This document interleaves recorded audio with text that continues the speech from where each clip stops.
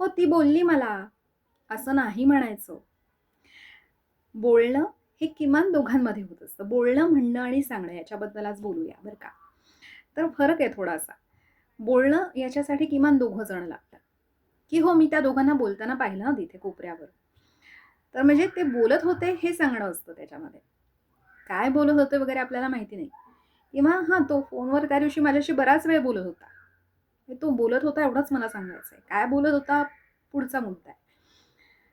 तर ते दोघांमधलं बोलणं असतं, दोघांमधला संवाद असतो, किमान दोघांमधला.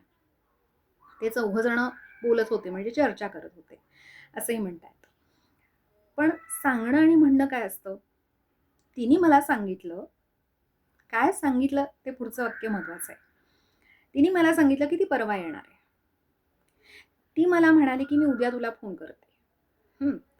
तर ते वाक्य पुढचं महत्वाचं आहे. ती काय सांगितलं, काय म्हणाली, की ते दोघं बोलत होते याच्यात काय बोलत होते आपल्याला माहितीच नाही. आपण फक्त पाहिलेले लांबून, की ते बोलतायत.